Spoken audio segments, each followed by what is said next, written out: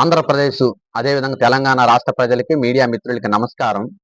ఏదైతే మన తెలుగు రాష్ట్రాల్లో అత్యంత దుర్మార్గంగా గంజాయి, అదేవిధంగా మాదక ద్రవ్యాలు చాలా దుర్మార్గంగా వ్యవహారం నడుస్తుంది. వాటిని ప్రభుత్వాలు అరికట్టాలని మేము డిమాండ్ చేస్తా ఉన్నాం. ఈ మాదక ద్రవ్యాలు, గంజాయి వలన చాలా మంది యువత వాళ్ళ జీవితాలు నాశనం చేసుకునే పరిస్థితి చాలా స్పష్టంగా కనపడతా ఉంది.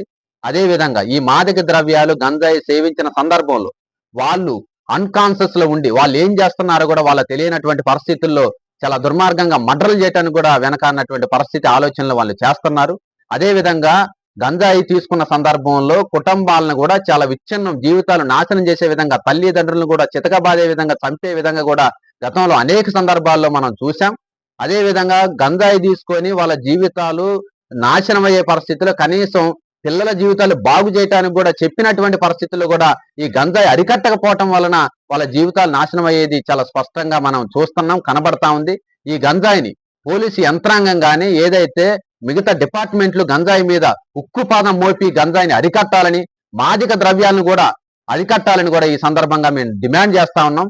అదేవిధంగా సామాజిక స్పృహతో ఆ గ్రామాల్లో గంజాయి సేవించే యువత ఏదైతే ఉందో ఆ యువత జీవితాలు బాగు చేయటానికి ఆ ఊళ్ళో నివసించేటటువంటి ప్రజలు, ఆ గంజాయి సేవించేటటువంటి పిల్లలు సంబంధించినటువంటి విషయాలన్నీ కూడా హెల్త్ డిపార్ట్మెంట్ కి చేరవేసి వాళ్ళ జీవితాలు బాగు చేసే విధంగా సామాజిక స్పృహతో కృషి చేయాలని ఈ సందర్భంగా మేము తెలియజేస్తా ఉన్నాం.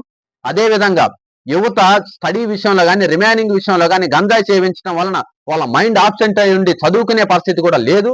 కాబట్టి తెలుగు రాష్ట్రాల ప్రభుత్వాలు ఈ గంజాయి మీద, అదేవిధంగా మాదక ద్రవ్యాల మీద ఉక్కుపాదం మోపి ప్రజల జీవితాలు, పిల్లల జీవితాలను బాగు చేయాలని కూడా ఈ సందర్భంగా మేము సామాజికవేత్తలుగా మేము డిమాండ్ చేస్తా ఉన్నాం. ప్రభుత్వాలు వీటి మీద కఠినమైనటువంటి వ్యవహారం చేయకపోతే పిల్లగాల జీవితాలు, కుటుంబాల జీవితాలు నాశనం అయిపోయే పరిస్థితి ఉంది. పిల్లలు కూడా కనీసం పెళ్లిళ్ళు చేసుకునే పరిస్థితి, వయసులో కూడా గంజాయి సేవించి ఏదైనా పెళ్లిళ్ళు చేసుకోవడానికి కూడా ముందుకొచ్చే పరిస్థితి లేక ఈ యొక్క మాదక ద్రవ్యాలకు అలవాటు పడి వాళ్ళ జీవితాలు నాశనం చేసుకుంటున్నారు. కాబట్టి వాళ్ళ జీవితాలు బాగుపడే విధంగా ప్రభుత్వాలు కఠిన చర్యలు తీసుకోవాలని కూడా ఈ సందర్భంగా మేము డిమాండ్ చేస్తా ఉన్నాం.